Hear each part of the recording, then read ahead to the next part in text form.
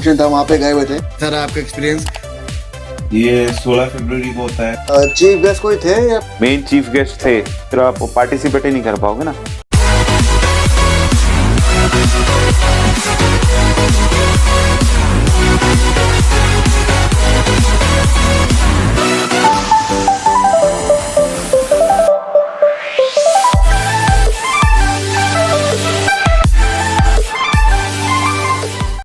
Hello guys, welcome back to my YouTube channel. और मैं फिर हाजिर हो गया हूँ नई वीडियो में आपके साथ। तो मैं दिनेश भाई के पास आया हूँ और ये एक दिल्ली पुलिस की कोई फंक्शन था, वहाँ पे गए हुए थे। और उन्होंने वहाँ पे गाड़ी वाड़ी का कुछ काम भी किया था। तो आइए इनसे जानते हैं और इनसे पूछते हैं इन्हीं की ज़बानी क्या था, कैसे किया था। तो चलिए मिलते हैं दिनेश भाई से। Meanwhile, भाई ये था अपना दिल्ली पुलिस का रेसिंग डे। ये 16 फरवरी को होता है। इस दिन दिल्ली पुलिस की स्थापना हुई थी 77 साल पहले। ये 77th रेसिंग डे था दिल्ली पुलिस का।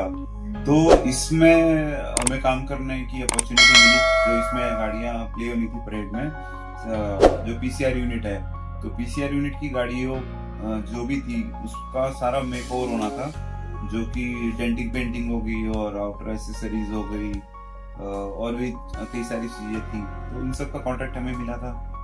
तो काम जो है डे एंड नाइट करना पड़ता था इसमें, क्योंकि एक शॉर्ट पीरियड टाइम ही था इसमें, क्योंकि ये 7 दिन का टाइम था, जिसमें 14 गाड़ियां यानी कि 14 जो फ्लीट्स थे इनके वो रेडी होने थे, जिसमें से 12 गाड़ियां जो है परेड में प्ले होनी थी और बाकी जो 2 गाड़ियां हैं वो ऐसा बैकअप में रखी जाती है। तो ये वाला काम हमने किया। कौन सी गाड़ियाँ थी उसके अंदर, मतलब कौन सी थी? इसके अंदर जो पीसीआर यूनिट है इसमें जैसे इनोवा भी है, अर्टिगा भी है, स्कॉर्पियो भी है, बुलेरो भी है। ज्यादा सारी गाड़ियां ही थी। ज्यादा कौन सी थी? ज्यादा जैसे 2 होगी परखर स्कॉर्पियो और 4 गाड़ियां थी, वो थी इनोवा और 5 थी बुलेरो और 4 थी अपना अर्टिगा। टोटल 16 थी, तो जिसमें 14 गाड़ियों का कॉन्ट्रैक्ट हमारे पास था। परेड में कितनी कौन सी गाड़ियाँ चली थी परेड में? परेड में जो भी इनकी गाड़ियां होती हैं वो वैसे एक शॉर्ट वीडियो मैंने बनाया है, बट उसमें शायद वो नहीं आ पाया क्योंकि वीडियो ज्यादा लंबा हो जाएगा, तो इसलिए बाकी का सारा नहीं आ पाया। मतलब उसमें खैर सारे फील्ड्स होता है, जो मेजर फील्ड्स होता है कि किसका क्या क्या काम होता है, तो वो गाड़ियां रहती है। जैसे परखर वगैरह ये सब हो गई, ये सब इनकी इमरजेंसी वो कंडीशन वाली यूनिट्स हैं, परखर और पराक्रम जो है।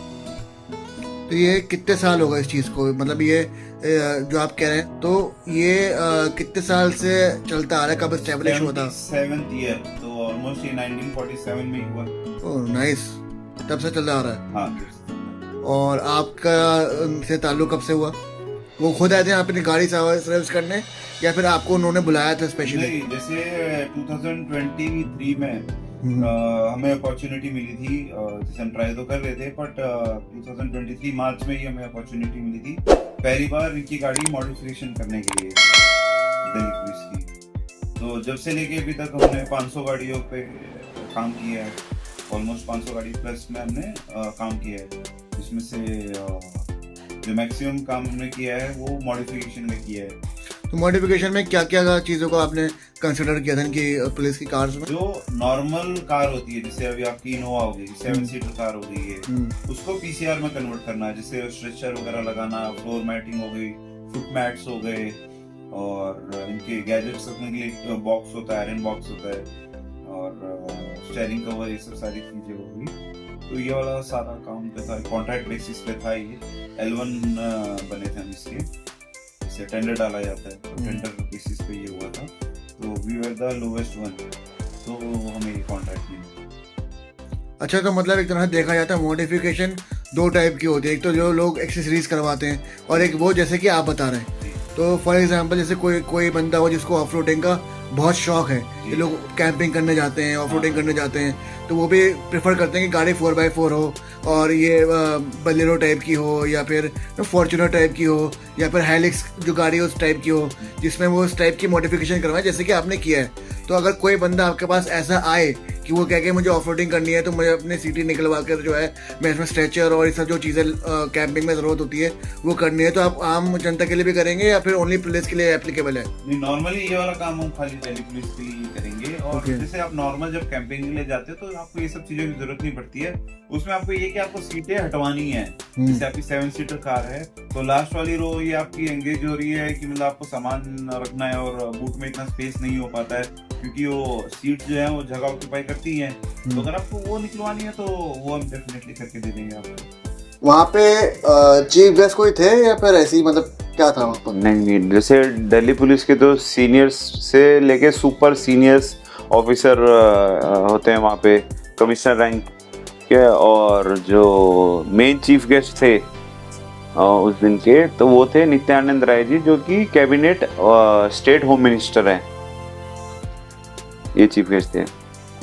और वो कोटेशन भी कुछ होती है इन लोगों की या फिर नहीं, जैसे जो भी कोई भी काम जैसे नया आता है ना तो वो टेंडर बेसिस पे होता है। आपके पास जैसे सब्जेक्ट दे दिया जाए कि भाई अपनी अपनी जो है ये काम होना है, इसकी क्या कोटेशन रहेगी, आप अपनी कोटेशन सबमिट करो। तो फिर हमें कोटेशन जो है जाके सबमिट करनी होती है। फिर कोटेशन जो इनके सुपर जो सीनियर्स होते हैं वो एनवलप खोलते हैं। फिर जो भी L1 होता है उसको इन्फॉर्म किया जाता है कि भाई आप L1 हो और आपको ये काम मिलता है और आपको ये काम चालू करना है। फिर वर्क ऑर्डर्स मिलते हैं या नोट शीट मिलती है।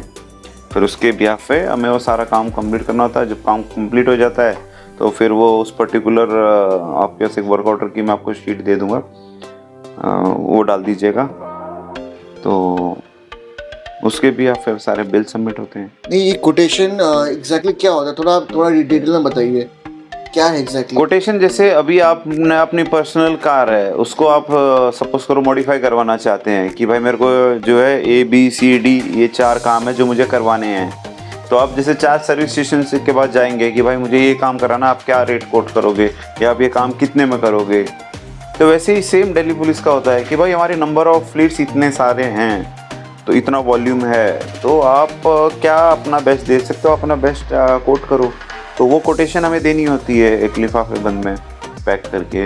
तो फिर के सीनियर्स के वे सारी ओपन होती है। जो भी उसमें लोवेस्ट रेट जिसके जो सबसे कम रेट कोट करता है उसको काम मिल जाता है। तो इनके कोई डेज होते हैं सबमिट करने के लिए? आप कभी भी नहीं, डे होता है कि भाई इतने दिन के अंदर, जैसे आज ये आपसे कोटेशन मांगी है तो 2 दिन का टाइम होता है आपको कि जैसे हाँ 2 दिन का टाइम होता है। इस टाइम तक आपको वहाँ पे सबमिट करनी होती है। अगर आप सबमिट नहीं कर पाए फिर आप पार्टिसिपेट ही नहीं कर पाओगे ना।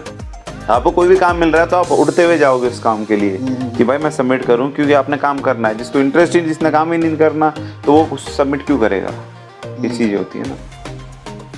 चलिए, तो thank you, thanks a lot. और एक बार बोल दीजिए चैनल को लाइक शेयर कमेंट सब्सक्राइब के लिए। चैनल को प्लीज़ लाइक करिएगा, शेयर करिएगा और कमेंट दीजिएगा अपने पॉजिटिव वहाँ पे। Thank you. तो भाई इस वीडियो में बस इतना ही। मिलता हूँ मैं आपसे अपनी नेक्स्ट वीडियो में। Till then bye bye, take care. Bye. और रात हो चुकी है तो शब्बा खैर। कैसा रहा आपका एक्सपीरियंस? भाई क्या चीज़ थी, क्या फंक्शन था, नाम वाम सब बताइए तफसील से। जी भाई ये था 16 फरवरी को था, सॉरी पार्डन। तो दिनेश भाई, तो वहाँ पे जहाँ पे आप गए थे जी, पुलिस वाला का जो फंक्शन, जो रेजिंग डे था, मुझे नाम वहाँ पे नहीं चढ़ पा रहा, तो वहाँ पे आपसे थोड़ी बहुत नॉलेज लेके अच्छा लगा। सीखने को मिलता है कुछ ना कुछ।